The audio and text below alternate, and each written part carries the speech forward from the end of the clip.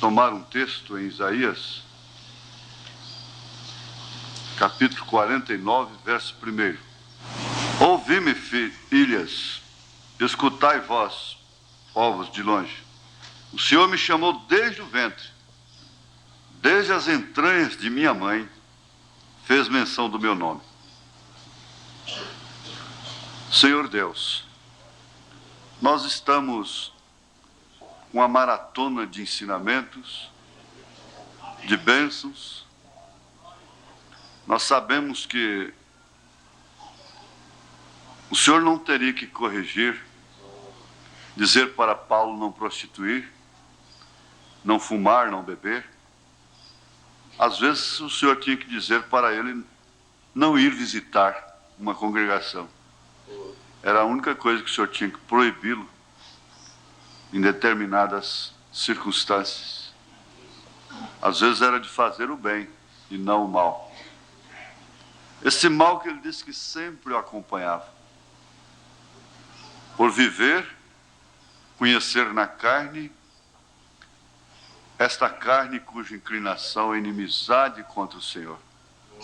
E nós estamos aqui na mesma condição.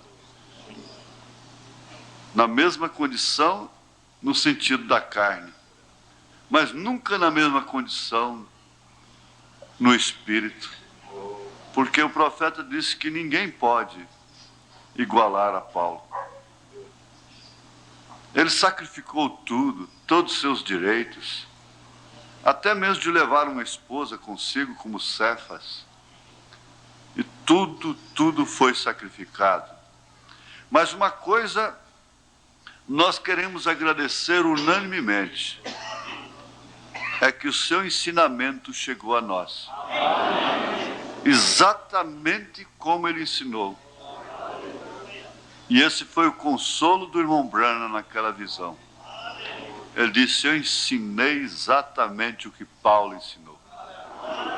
E Paulo disse, eu ensinei a vocês o que o Senhor me ensinou. Eu recebi do Senhor o que também vos transmito.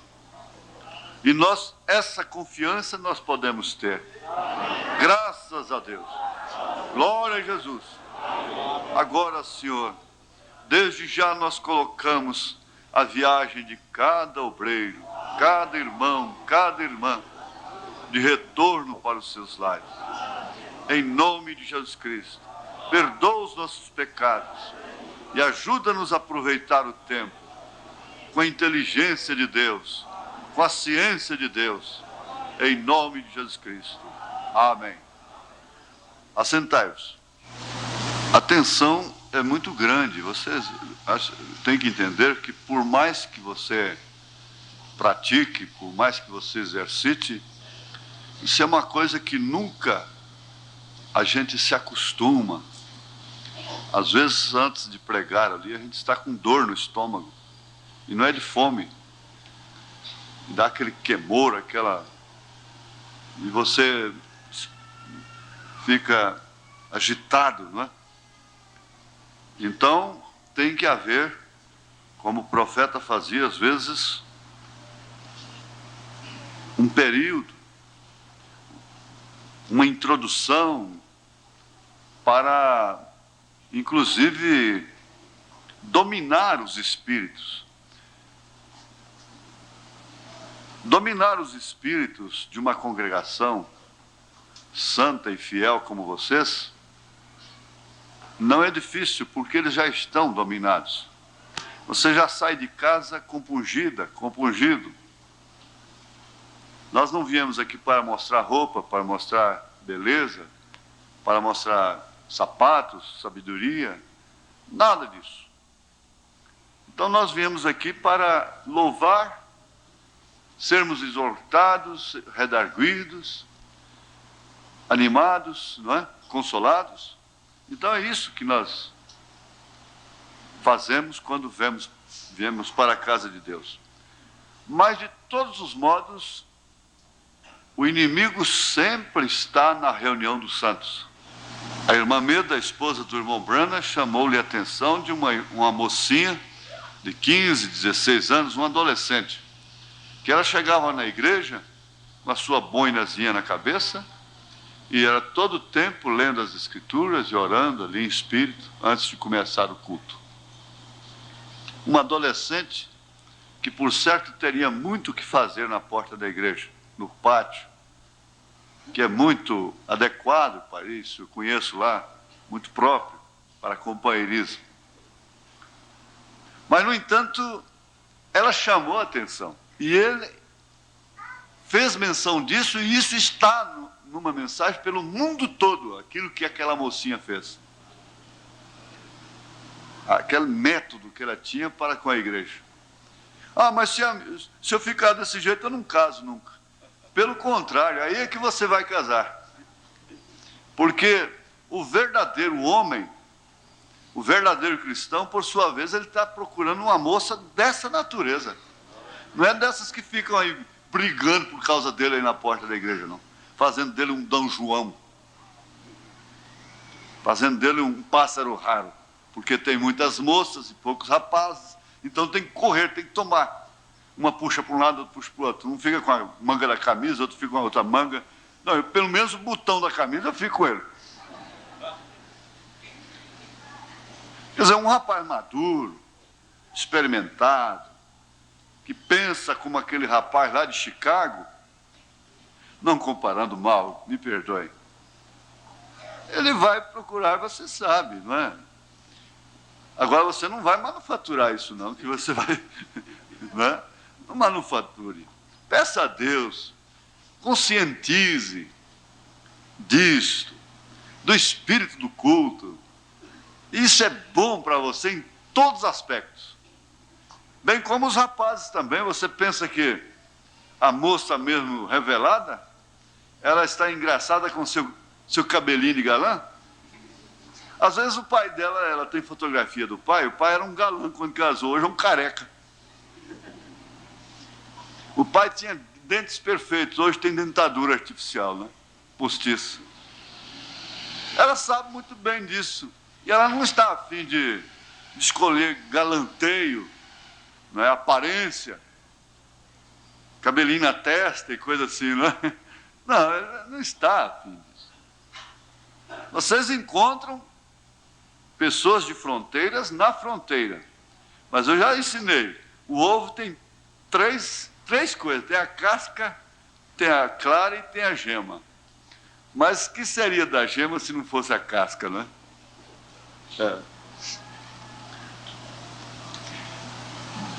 O sacerdócio. Eu quero pedir o pastor Adil para sentar aqui perto, ele já está aqui. E, se ele quiser, pode dar seu bom dia para São Paulo também. Ele fazer uma leitura aqui que está em Êxodo 40, verso 15. Eu coloquei em ordem para ele. Ele já sabe qual é a próxima, ou quais as próximas, não é? Depois. Vamos ver aqui, pastor Adil, Êxodo capítulo 40, verso 15. Por favor. E os ungirás como ungiste a seu pai, para que me administrem o sacerdócio, e a sua unção lhes será por sacerdócio perpétuo nas suas gerações. Amém? Então nós já começamos a entender uma coisa. Vamos chamar isto, não vai sair por uma doutrina aí que Jesus tem uma noiva que são os membros e outra noiva são os pastores. Não. Mas vamos chamar isso de árvore sacerdotal. E que Deus sempre, desde o princípio, Ele ordenou dessa forma. Isso é tanto verdade que quando um rei quis fazer isto, ele ficou leproso. Isaías 6. E outros que tocaram nisto, a não ser Davi, que fez coisa que somente o sacerdote podia fazer, como um tipo de Cristo, e não morreu. Mas outros morreram. O que, na verdade, já vai conscientizando aqueles que almejam o pastorado, o ministério, de que Deus teve uma ordem lá no Velho Testamento que é um tipo. Havia uma família, havia uma tribo que tinha que se contentar com o Senhor. Ela não podia ter terra, fazenda, ela não podia ter edifícios, ela não podia ter nada, ganhar dinheiro fora daquilo. Ela se contentava, vocês sabem que eu estou citando a Escritura da maneira certa. E daquela tribo, então, era tirado o sacerdote. Tinha que ser especificamente. Isso quer dizer que ele teria que ser predestinado para ser, com condições. Eu quero enfatizar isso tem muito a ver com as famílias, com as esposas, com os filhos, com os rapazes que porventura pensam, porventura já houve um toque, que porventura há um dom neles, um dom. Então são coisas que você vai olhando. Eu quero dar um exemplo aqui.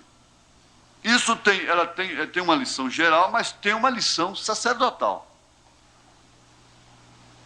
Respeitando a memória, a ausência, pelo menos, de tal pessoa.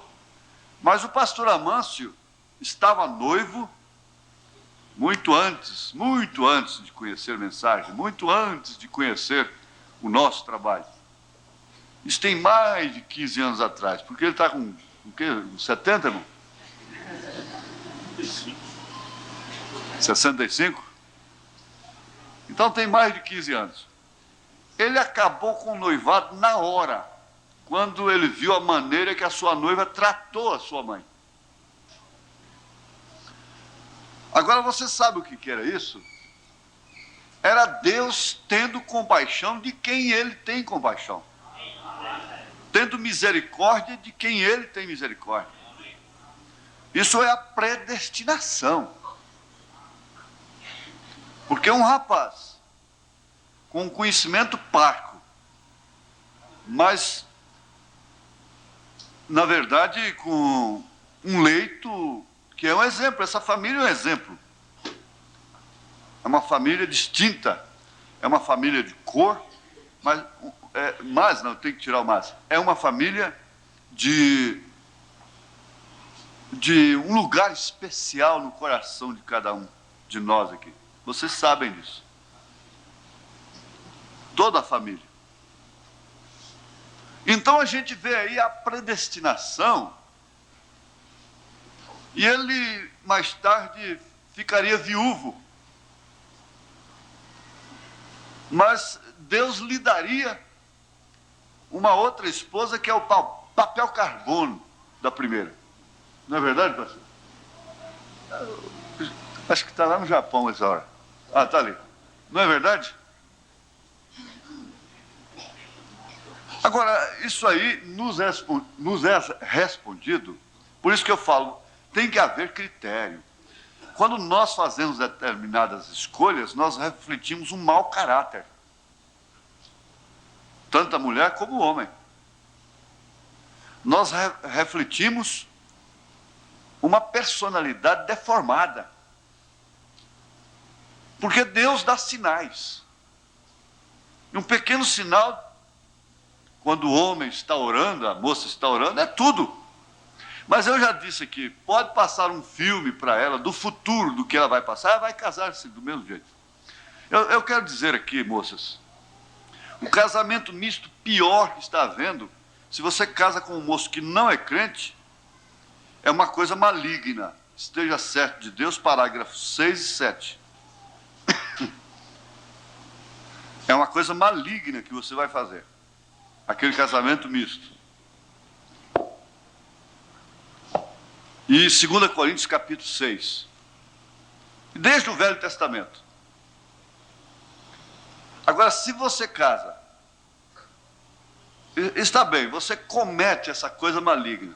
Aquele rapaz pode até um dia se converter. Tudo bem. Mas se você casa com um rapaz que está metido com pastores que não são desse companheirismo, metido em doutrinas perversas, que vivem difamando, porque há muitos pastores que estragam membros, dando-lhes companheirismo que um sacerdote não deveria dar. E daqui a pouco esse membro está tirando oferta, mandando para ele, tirando dízimo, mandando para ele, e essa coisa toda. Você não deve ter nenhuma amizade mais forte do que aquela que você tem com sua esposa, com seu marido. Você não deve ter nenhuma amizade mais forte, nenhuma confiança, nenhum melhor tratamento mais forte do que aquele que você tem com o seu pastor. E para muitos, melhor fora que eles nunca tivessem um relacionamento pessoal com o pastor, uma amizade particular, para muitos. Você que casa com um moço que não está enquadrada nesse espírito, que você está fazendo uma coisa super maligna, não é maligna não. E tem uma coisa, não vai ter jeito não, porque o descrente um dia pode se converter, mas esses marcados por essas doutrinas de grupos da mensagem, que o irmão Branham mesmo disse, que são piores do que as denominações, esses nunca se converterão. Mas tudo isso envolve, em relação ao homem, a predestinação, o caráter, o critério, a personalidade. Então, às vezes, a gente diz, você pode ouvir uma pessoa dizer, isso foi falta de caráter. Ele está se referindo quando ele fez a sua escolha, quando ela fez a sua escolha. Isso não quer dizer que ele não tenha caráter, que ela não tenha caráter. Mas aquela escolha faltou o caráter. E o sacerdote, voltando agora para dentro do assunto, o sacerdote tem uma unção perpétua. Foi o que ele falou. Quando essa unção vem, quando este homem estava realmente na árvore sacerdotal, não há nenhum mal que possa impedir aquele ministério. Nada impede, nada pode barrá-lo. Quando Deus vê a hora certa, que ele não pode prosseguir, ele quebra o pescoço dele. Ele mata como matou Moisés. Ele recolhe. Mas um deputado federal tem imunidade. Pode carregar arma, pode fazer isso, pode fazer aquilo. Um senador tem imunidade. Não pode ser preso. Espera aí. Um sacerdote tem imunidade. O que é que ele vai fazer com esta arma na mão? O que é que ele vai fazer com esse ofício? Está bem, isso é individual, nós vamos chegar lá. Vamos pensar aqui em Isaías capítulo 1, verso 1 e também o verso 5. Faz favor. Você lê o primeiro e depois... Isaías 49? 49. Ouve-me, ilhas, e escutai vós, povos de longe. O Senhor me chamou desde o ventre, desde as entranhas de minha mãe, fez menção do meu nome. Agora veja o versículo 5. E agora diz o Senhor, que me formou desde o ventre para seu servo, que lhe torne a trazer Jacó, mas Israel não se deixou ajuntar. Contudo, aos olhos do Senhor serei glorificado, e o meu Deus será a minha força. Amém.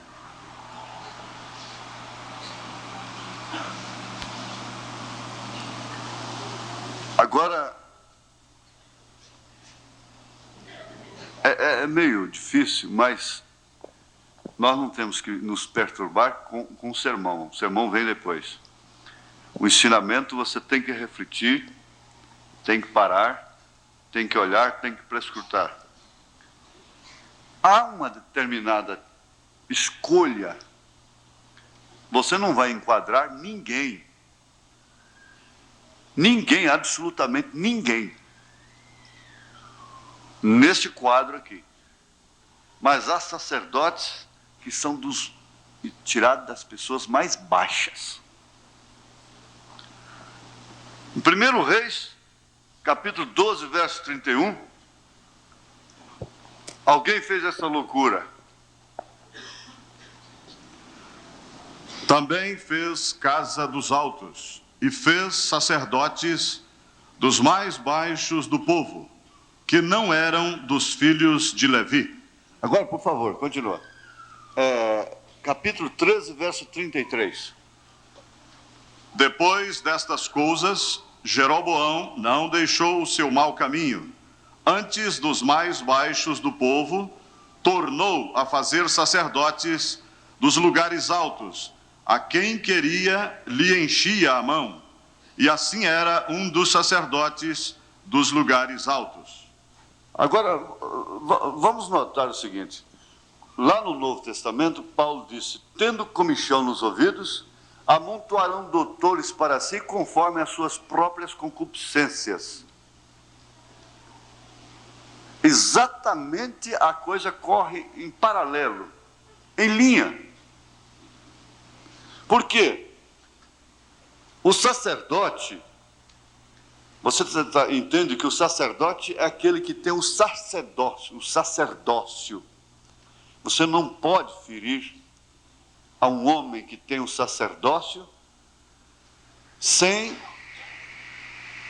prejudicar o seu sacerdócio, sem prejudicar o seu ministério. E a responsabilidade dele é tanta, porque ele é quem leva a arca. Veja em Josué 3, verso 8. Veja.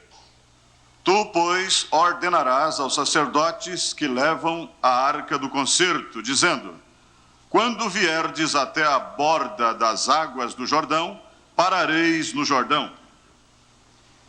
E quando Davi fez isto de uma maneira errada, pelo poder do dinheiro, o que é muito feito e nós não percebemos, e quando começa alguém a gozar de certa posição especial na igreja por causa de sua posição financeira, e estas coisas todas, eles passam a tocar na arca de uma maneira tão ingênua, tão natural.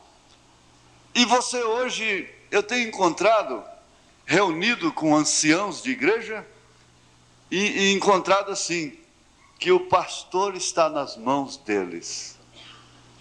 Então um levanta e diz: eu não aceito. O outro diz: eu não aceito. O outro diz: eu aceito. O outro diz: eu não aceito. Então eu vejo ali, tudo na mão do homem.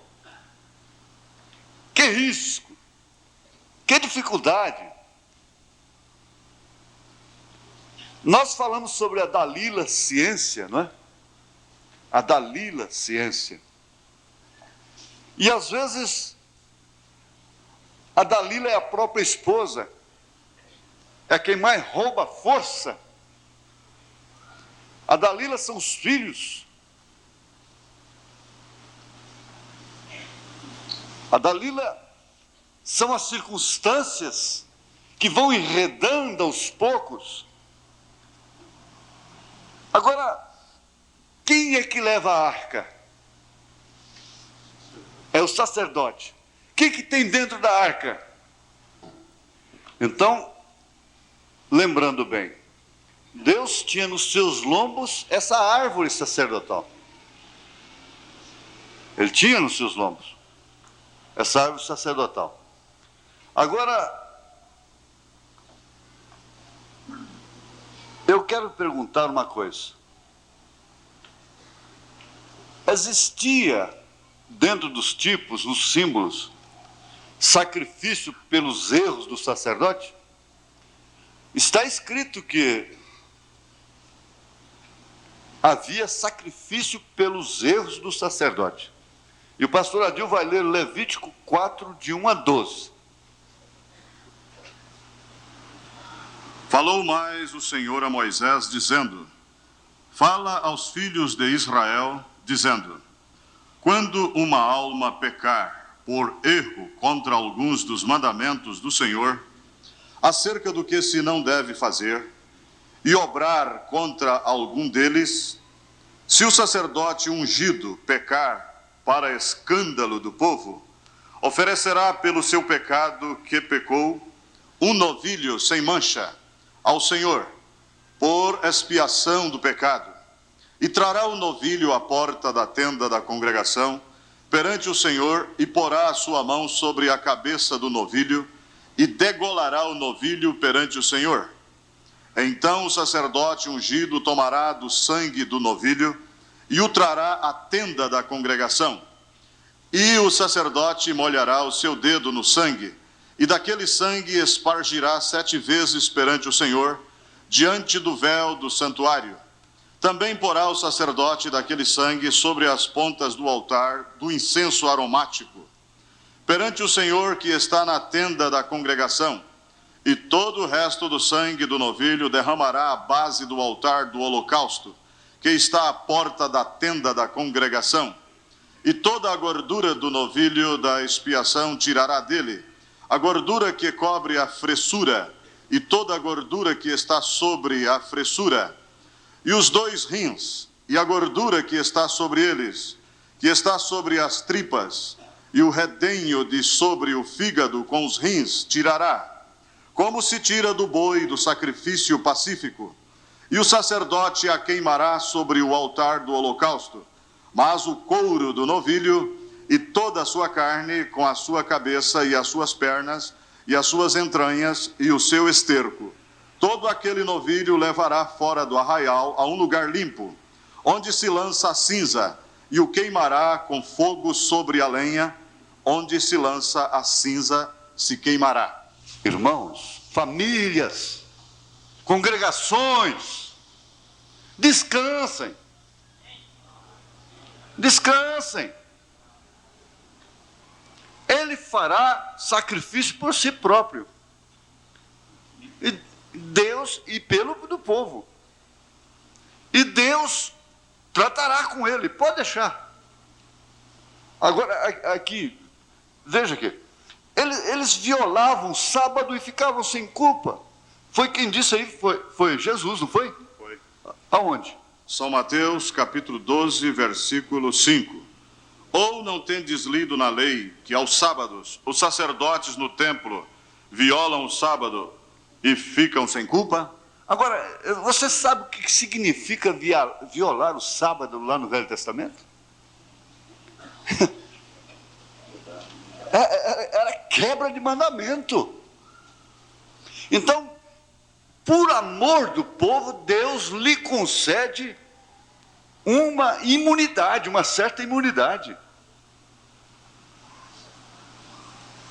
Isso é certo. E tudo isso carregando um tipo. Agora nós vamos aprender uma coisa tremenda. Está em Isaías 24, verso 2.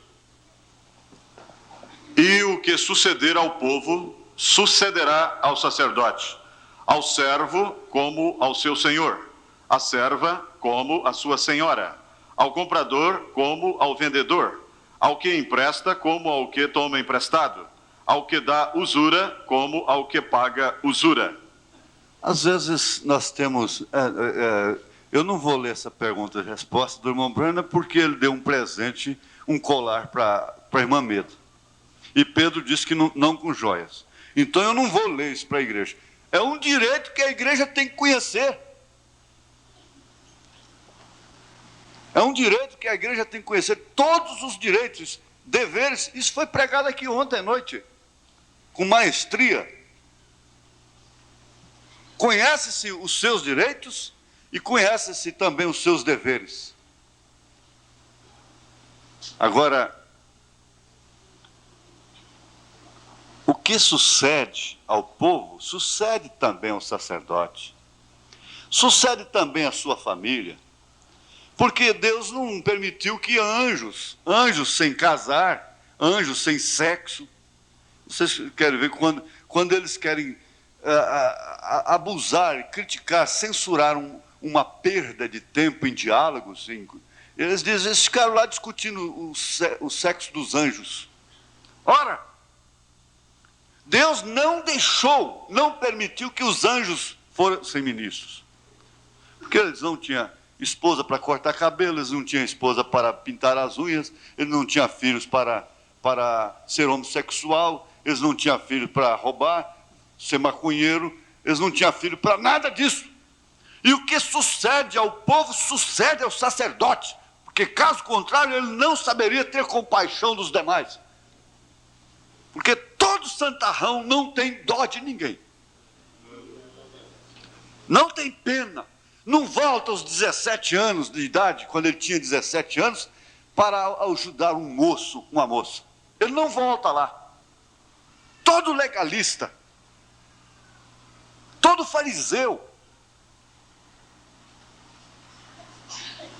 Então isso aí não ficou somente que agora o sacerdote tinha família. Ele tinha família. Ele tinha filhos. Eli quebrou o pescoço porque ficou só repreendendo os filhos, não tomou posição. Mas, no entanto, foi quem deu a palavra para Ana. E daquela palavra que veio um dos maiores profetas de então, Samuel. Está bem? Então, eu não vou demorar nesses detalhes, porque você sabe que isso aqui daria um vasto tempo. O que sucede ao povo sucederá ao sacerdote. E outra coisa, até o sacerdote e o profeta erra quando se embriaga. Vamos ver Isaías 28, 7. Mas também estes erram por causa do vinho, e com a bebida forte se desencaminham. Até o sacerdote e o profeta erram por causa da bebida forte. São absorvidos do vinho. Desencaminham-se por causa da bebida forte. Andam errados na visão e tropeçam no juízo. Espera aí. Se embriaga somente com vinho? Ontem nós ouvimos no filme do irmão Branham aqui. Se você tem um carro, pode ser um ídolo. Uma casa pode ser um ídolo. E a idolatria embriaga. Embriaga você com aquela filha, com aquele filho, com aquele marido, com aquela mulher. Você tem que lembrar que primeiro é Deus e segundo que é a família. Terceiro é você. Isso não é só para o homem, não. A mulher tem que saber que primeiro é Deus para ela, segundo é o marido dela. Aqui na terra, o marido dela é o primeiro. Humanamente falando. E se embriagam tanto com a ciência, se embriagam tanto com as coisas terrenas, que por fim não sabem aplicar a justiça. Agem por conveniência, começam a sonegar, começam a transgredir daqui, dacolá, agindo por conveniências. E daqui a pouco está todo enredado, todo embaraçado. Como está o povo? O povo está embaraçado. O povo está vivendo a recessão. O povo está crucificado. Todos os dois ladrões estão crucificados. Agora, vejamos aí em Lucas 21, 34. O que Jesus recomenda? E olhai por vós, não aconteça que os vossos corações se carreguem de glutonaria, de embriaguez. Comendo demais. De embriaguez e dos cuidados da vida, e venha sobre vós de improviso aquele dia. E você sabe que há na Bíblia Sagrada, em Apocalipse, é um cálice. Quando se fala em cálice, lembra-se de vinho. O cálice da fornicação. Isso traz o adultério espiritual. Nós não temos tempos, mas vai lá para casamento e divórcio, parece parágrafo 201. O irmão Branham mostrando adultério espiritual doutrinas falsas. Se embriagam, pois não tem jeito. A pessoa que... Você pode errar, se você adultera fisicamente, é um pecado que tem perdão. Se você mente, você rouba, se você faz tudo isso, tem perdão. Mas se você entrar para uma doutrina falsa, depois de iluminado, depois de ter luz que você tem, não tem retorno. Não tem retorno. E isso embriaga, isso tira o sentido, tira a justiça. Blasfema, chamam a igreja de chiqueiro, chamam a igreja de porca, chamam a igreja de denominação, chamam o ministro de papa, difama de todos os jeitos, blasfema. E se for o Espírito Santo que está ali, está chamando o Espírito Santo de porco? Melhor que vocês fariam era nunca ir nessas fronteiras das difamações. Eu já andei por boa parte do mundo, e uma coisa eu entendi claramente, que há um povo em todo o mundo que tem esse mesmo espírito que nós temos. E eu conheci outros, encontrei esses problemas lá, e todos que creem de uma maneira diferente, eles são difamadores. Todos eles são difamadores. E aqueles que creem como nós, podem até ter suas divergências, mas não são difamadores. Eles têm uma certa linha, eles têm uma certa ética, uma ética cristã. Eles têm aquela ética que o irmão Brana tinha.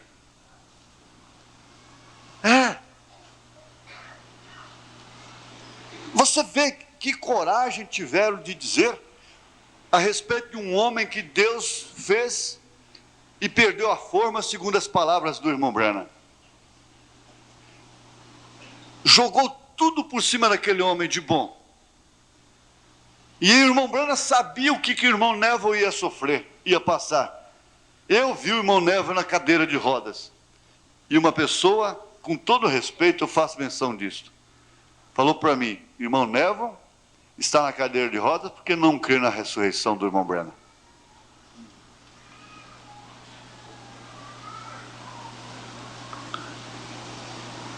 Se embriaga, perde o senso, perde a justiça. Jeremias 13, verso 13, vamos ver o que diz aí, irmão. Mas tu dize-lhes, assim diz o Senhor: eis que eu encherei de embriaguez a todos os habitantes desta terra, e aos reis da estirpe de Davi, que estão assentados sobre o seu trono, e aos sacerdotes, e aos profetas, e a todos os habitantes de Jerusalém. Embriagados todos, do rei até o sacerdote. Embriagados com os mesmos problemas, com os mesmos enredos, com as mesmas coisas, dentro da mesma atmosfera. Essa é a situação que o mundo está hoje. Vejamos Ezequiel 23, 33. De embriaguez e de dor te encherás.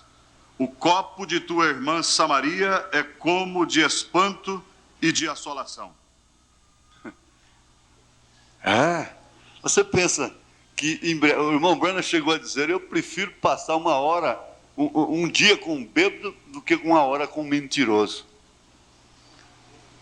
Você pensa que somente o bêbado é que está perdido. O bêbado está perdido. Coitado, ele é um bêbado. E aí o Jim vem cambaleando lá no altar e diz: Senhor Jesus, aqui está o Jim. Vai lá de novo no outro dia: Senhor Jesus, aqui está o Jim. Volta lá no outro dia: Senhor Jesus, aqui está o Jim. Mas na hora que ele estava em coma lá, que o pastor chegou, ninguém foi visitá-lo. O pastor que estava vigiando ele abriu os olhos e disse: Jim, eu sou aquele pastor daquela igreja que você entrava lá e falava: Jesus, aqui está o Jim. Ele falou: pois é, pastor, ele acabou de sair aqui agora. Ele chegou aqui e disse assim: Jim, aqui está Jesus. Aqui está Jesus, aqui está Jesus. O bêbado tem salvação. O ladrão tem salvação. A meretriz tem salvação. Mas fariseu não.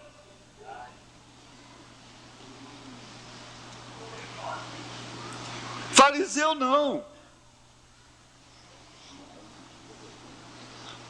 Eu fico pensando, o que seria de nós?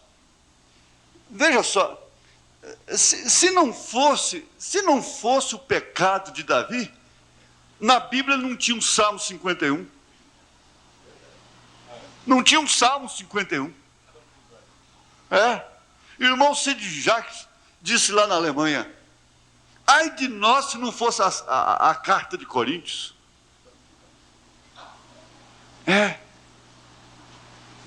Havia um sacerdote que estava tão envolvidos que eles como que eu já entendi que eu não sou pastor, o negócio não dá certo e tal, mas o que eu vou comer depois, gente? Ou então, coisa boa é ser pastor. Tem terno, pode botar um paletó toda noite no encontro. Tem carro, tem casa, tem avião, tem fazenda, tem tudo isso.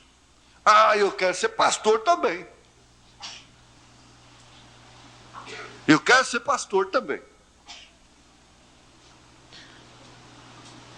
Vamos ver Miqueias 3:11.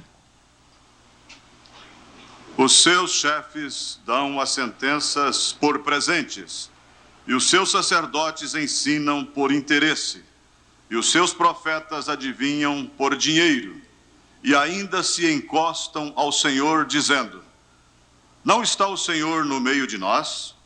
Nenhum mal nos sobrevirá.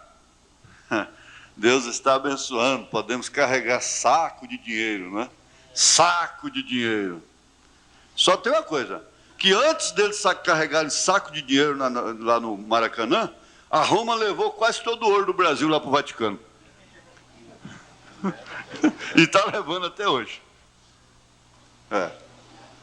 Não defendendo os sacos de dinheiro, né? E nos lábios do sacerdote, eu tenho que abreviar, porque meu tempo vai indo. Os lábios do sacerdote têm a vida de cada obreiro nas mãos. Nos lábios do sacerdote tem a vida de cada pessoa. Nos lábios do sacerdote tem a vida, tem a estupidez, a ignorância, tem tudo isso, não é? Mas vamos ver em Malaquias 2:7. Malaquias 2:7. Porque os lábios do sacerdote guardarão a ciência, e da sua boca buscarão a lei, porque ele é o anjo do Senhor dos exércitos. Então é aí que tem a coisa. Pregar aqui é pregador. O sacerdócio está lá na hora difícil. O sacerdócio está na hora difícil. Na ciência para ensinar, para ajudar. Na ciência para botar fim ao alvoroço. Você sabe que o irmão Branham não fazia alvoroço com notícia nenhuma? Mas quem disse foi ele. Ele disse, se Deus se tirar a mão de misericórdia de mim, eu entro por um caminho muito pior que ele. Agora fica parecendo que estamos em defesa de alguma coisa? Não! Nós estamos em defesa do povo. Oferece por si mesmo e pelo povo.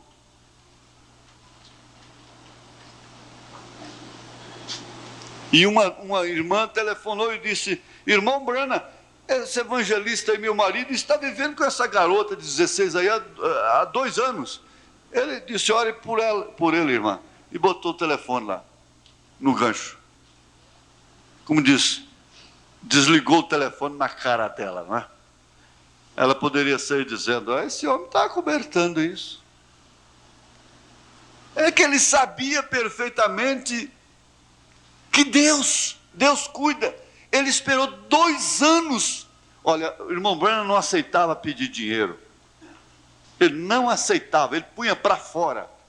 Ele suportou 2 anos, um de seus diretores, vendendo cartão de oração. Eu fiz exemplo Você já pensou aquele ministro que morreu de câncer, dono de uma das maiores fábricas de brinquedos do país? Soubesse que um pastor desse, ou eu, ou pastor de São Paulo, ou de qualquer cidade, ou aquele homem lá, para receber a oração dele, tem milhares na frente. Tem que ter um cartão de oração. Eu tenho um aqui, mas custa $5.000. Ou 5 milhões de dólares. Vamos supor. Ele daria na hora. E seria curado. E o irmão Branham, sabendo disso por 2 anos.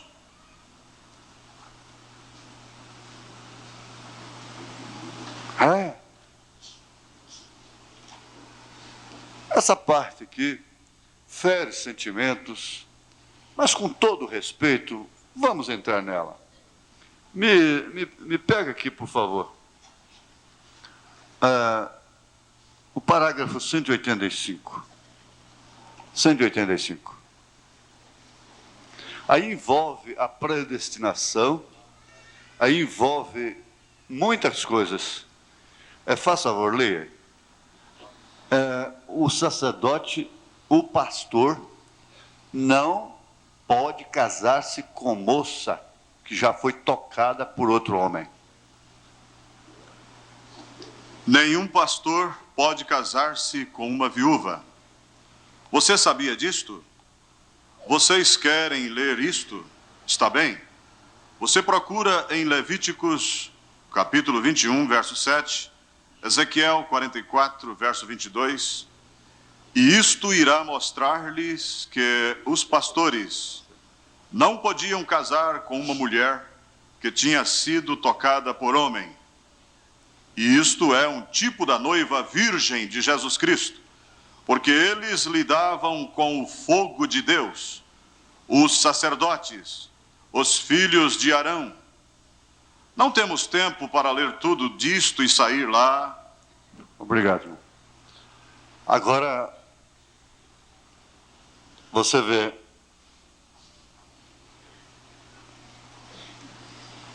o simbolismo disto. Lá no fim de Casamento e Divórcio, o irmão Branham disse: fiquem como foram chamados. E eu sei de um irmão, obreiro, que era pastor, quando o irmão Branham pregou isso aqui. Ele é meu amigo. E ele parou de pregar assim que ouviu esta mensagem. Porque ele tinha se casado com mulher divorciada.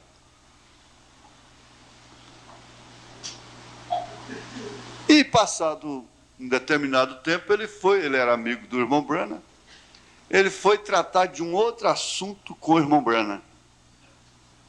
Não em relação àquilo, ele não discutiu. O profeta falou, acabou. Aí disse que, quando ele estava conversando com o irmão Branham, a visão veio para o irmão Branham, a revelação. Disse: por que você parou de pregar? Ele disse: por causa da mensagem, casamento e divórcio. Ele disse: não, eu não mandei você parar. A mensagem não mandou você parar. A mensagem falou para você não fazer isto mais. Não faça isto. Não faça isto. Isso aí tem uma diferença muito grande. Não faça isto mais. Então cabe aos jovens que almejam o ministério se familiarizarem com esta escritura, com esse parágrafo 185, e a menos que ela tenha sido esposa de um sacerdote.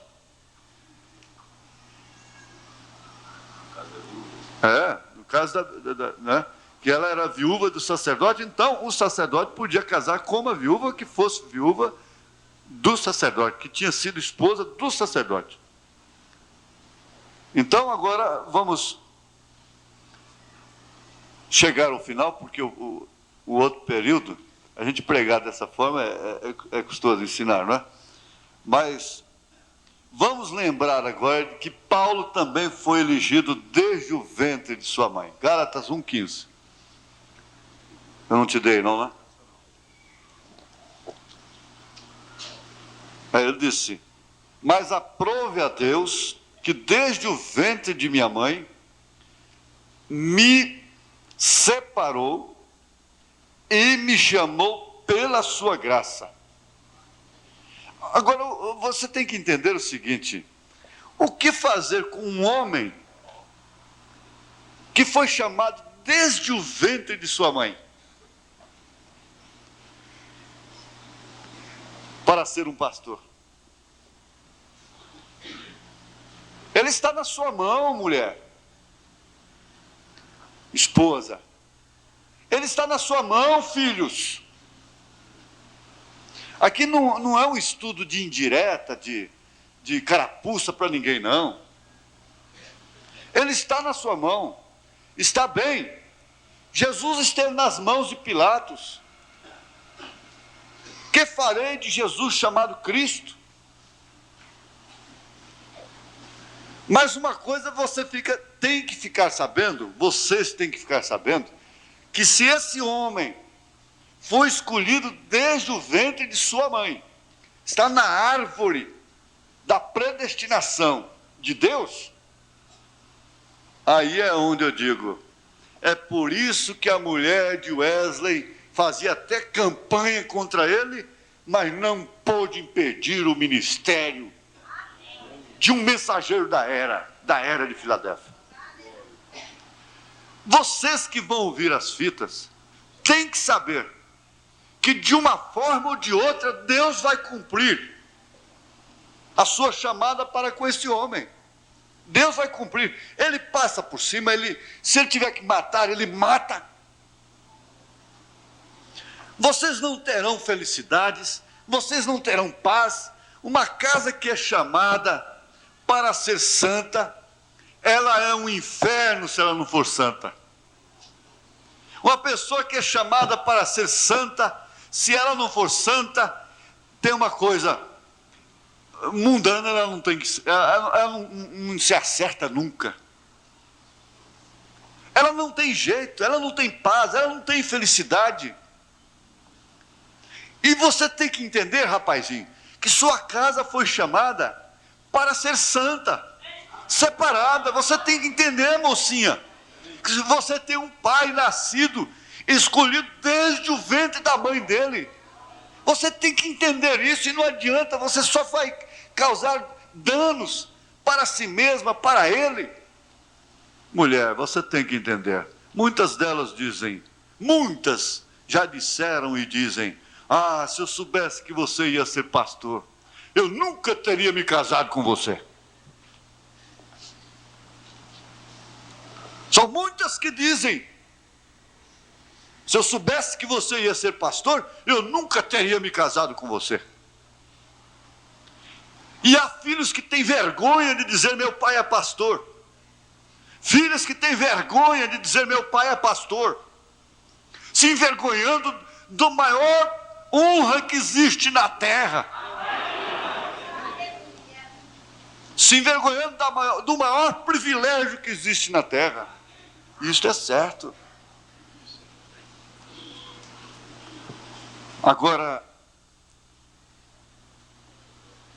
para entrar em outro assunto aqui, se tratando de Paulo, eu temo pelo tempo, mas nós estamos numa maratona, haverá um pequeno intervalo, e faz de conta que nós estamos ainda encerrando o nosso período hoje, né, pastores? Nós vamos fazer isso, nós vamos encerrar o período hoje, né? Das reuniões internas, né? Esse Paulo, irmãos, carece um pouco, porque ele escreveu aos Romanos. Essa carta aos Romanos, ela tem um conteúdo tão profundo. Você sabe que ele escreveu 14 cartas, incluindo Hebreus.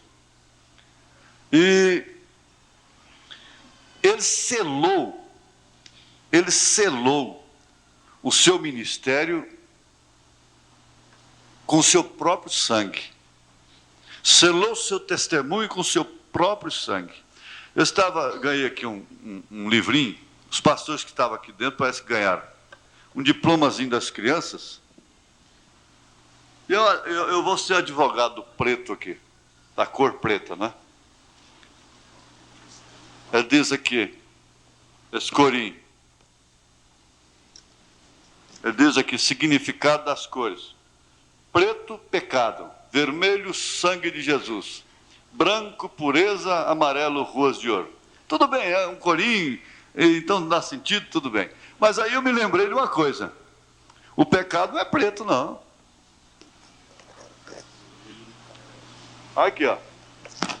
Porque escarlata não é preto, escarlata é vermelho.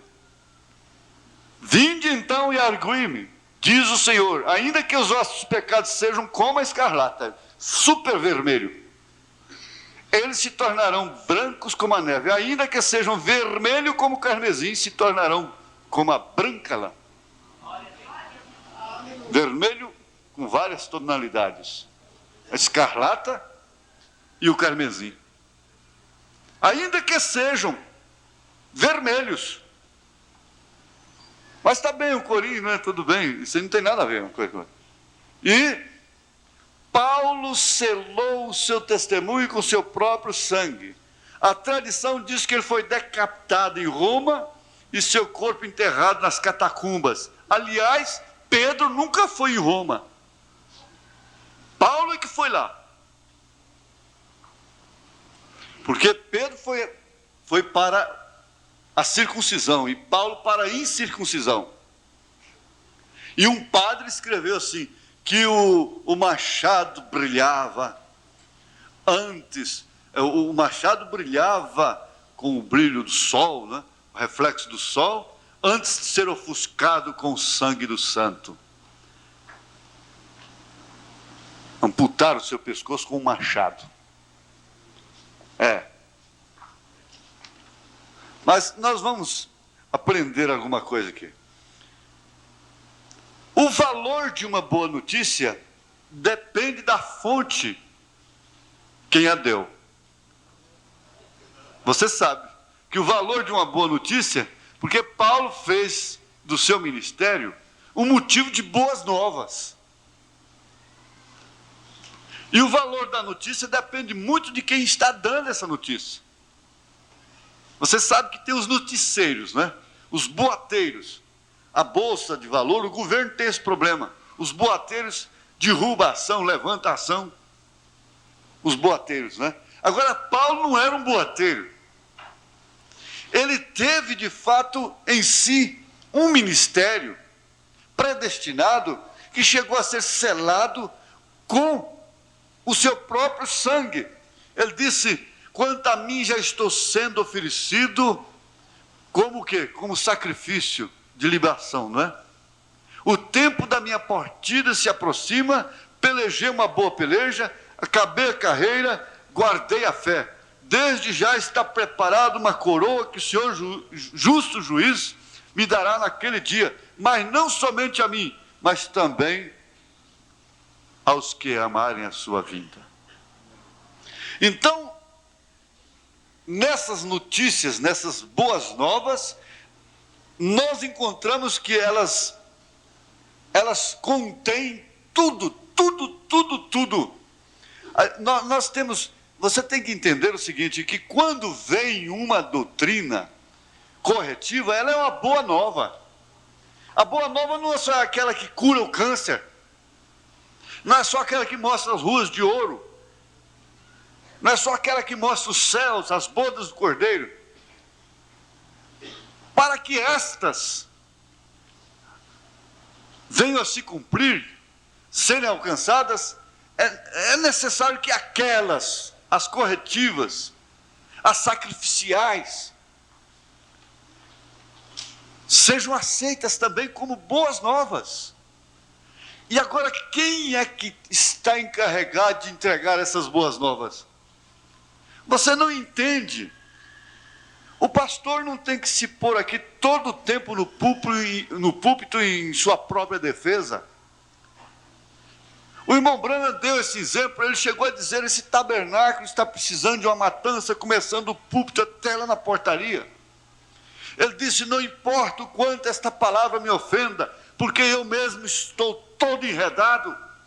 Ele tinha problemas de família. Um irmão o procurou para dizer: irmão Branham, eu preciso falar com você. Irmão Branham já sabia o que era. Ele disse: eu não posso te atender. Ele disse: mas é problema de sua família. Ele disse: eu não vou te atender. Se eu parar para te ouvir, eu só vou caindo. Eu estava predestinado para... Isso estava predestinado para mim desde antes da fundação do mundo.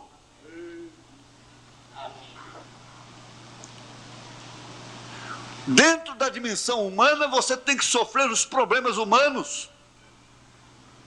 Lá nós não teremos problemas. Lá nós não teremos paixões contra as quais nós temos que lutar dia e noite. Elias era homem sujeito às mesmas paixões que nós somos.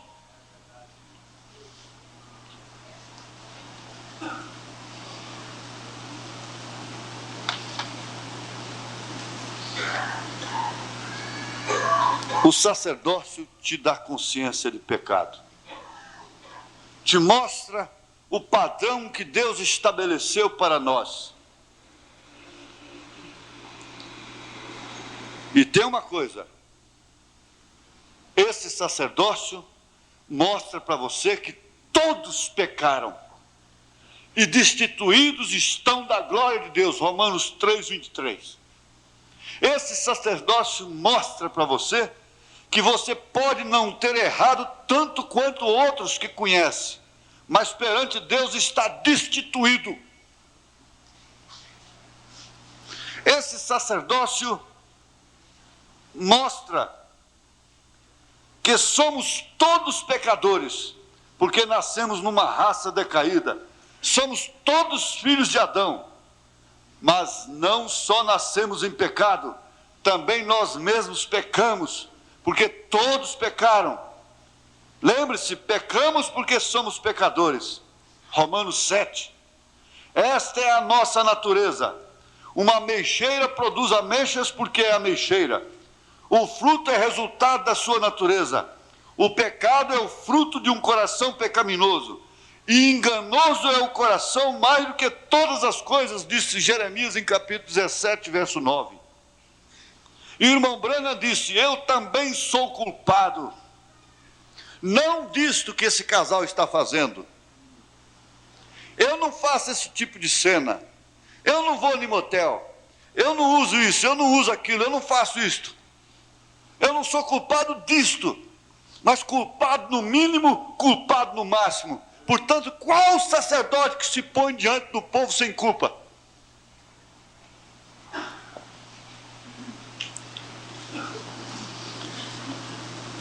Cristo só salva da pena do pecado. Digo, Cristo não só salva da pena do pecado, mas também nos liberta de uma consciência de culpa e do poder do pecado. Por isso nós precisamos dar mais valor no sangue de Jesus Cristo. O resultado do pecado é um sentimento de culpa que você está carregando toda a vida. E ele atua de uma maneira inconsciente e afeta todo o seu sistema nervoso. Você trai e passa 10, 20, 30 anos e aquilo está te afetando constantemente. E como uma filha de Deus e como um filho de Deus, você não vai para o inferno por causa daquele pecado. Você tem que purgá-lo aqui. E ele é extirpado mediante a confissão a quem você deve. Quando alguém transgride a lei, sente-se culpado e procura o que fazer? Esconder-se. Foi isto que Adão, o primeiro homem, fez. Uma consciência culpada carrega o medo do castigo. O pecador está sempre procurando fugir das consequências da lei transgredida. Teme o juiz, não quer encarar a verdade, não pode olhar de olho firme no marido, não pode olhar de olho firme na esposa, não pode olhar cara a cara no companheiro. É por isso que os pecados do homem, sua consciência de culpa, o afastam da presença de Deus. Deus não precisa afastar o pecador. Ele próprio foge de sua vontade, ele próprio se afasta da comunhão, ele próprio vai embora Isso é o que vai acontecer no dia em que a ira de Deus for revelada. Apocalipse 6, 15 e 16. Ele vai sempre procurar se esconder. Ele vai clamar: monte, cai em cima de mim. E ele está clamando hoje, gente.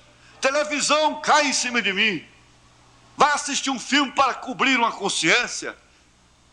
Vai assistir um jogo para cobrir uma consciência. Aqueles montes caindo em cima dele, mas não adianta, não morre. Lá está a semente. Você é filha, você é filho. Amém? É. Qualquer presidente, governador ou rei pode perdoar um criminoso, mas nenhum deles tem poder para lhe tirar a culpa. Você continua culpado, culpado, culpado. Fala-se de uma mulher que está nos Estados Unidos, que o advogado conseguiu inocentá-la, mas dentro da própria audiência, depois de libertada, enquanto todo mundo se alegrava, ela ficava triste, triste, triste, dizendo: culpada, culpada, culpada. É preciso aplicar ao ato de uma pena justa. Foi isso que Cristo fez. O salário do pecado é a morte. E visto que todos pecaram, Cristo veio para morrer e pagar a pena dos pecados cometidos contra um Deus santo. Aí então entra a propiciação, entra aquela mensagem da ceia aqui. Deus não é culpado de lassidão. Ninguém pode. Eu disse, o mesmo Deus que matou Ananias e Safira está aqui. É. Deus nunca se modernizou. Deus nunca ficou frouxo. Deus nunca tem que aceitar nada por condição. Aceitar uma esposa por condição, porque senão vai estourar tudo o reino dele. Vai causar um escândalo nos céus. Deus não tem que tolerar filhos. Não, Deus é incompatível com o pecado. E pecado no mínimo errado no máximo. Deus não deixa passar uma caneta, uma cabeça de alfinete. Por isso é que o Daniel Cury ficou sem lugar, até que ele entrou e disse: eu estou aqui por ele, porque lá ele esteve por mim, lá ele foi o sacerdote da minha justiça, lá ele publicou a minha salvação. Foi isso que aconteceu.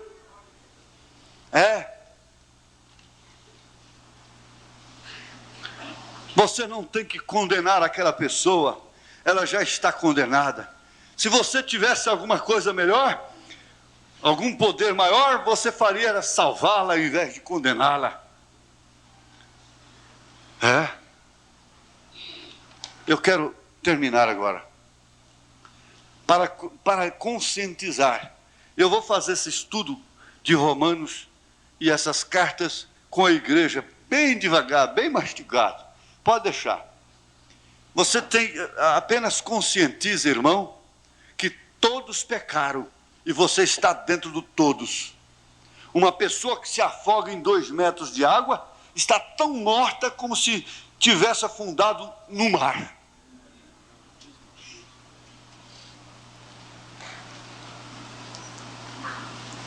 Esse tempo aqui em Aruanã, foi um pai e um filho com uma carreta enorme, uma Scania.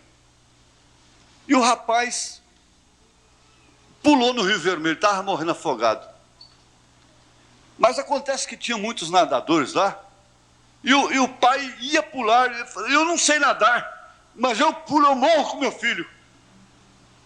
Mas alguém pulou e salvou.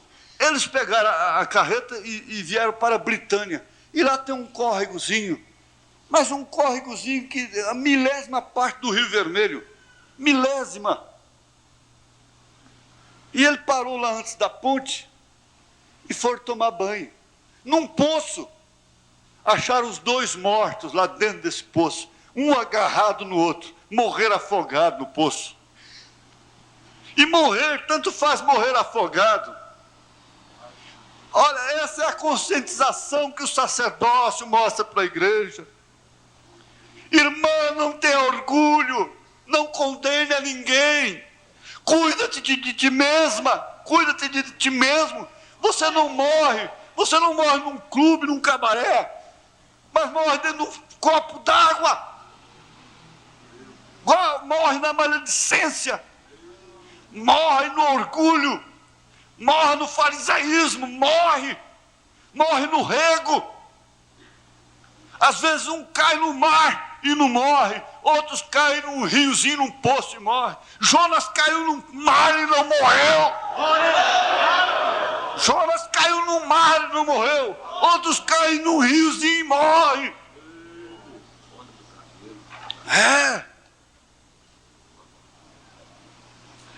Você corta o cabelo e depois põe a condenar a prostituta.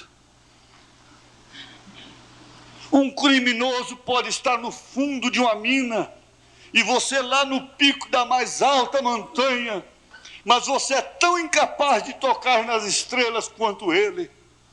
Você aqui está mais alto do que ele, mas você é tão incapaz de botar a mão numa estrela como ele, que está mais baixo do que você aqui.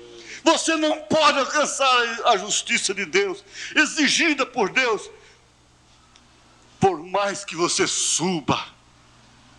Por mais que você suba. Por isso que haverá um batismo coletivo. Eu vou fechar isso aqui e parar. Por isso que haverá um batismo coletivo. Essa pedra coroa vem coletivamente. Não vai ter ninguém lá embaixo e outro lá em cima. Não haverá nenhum necessitado. Amém, amém. Glória a Deus. Amém.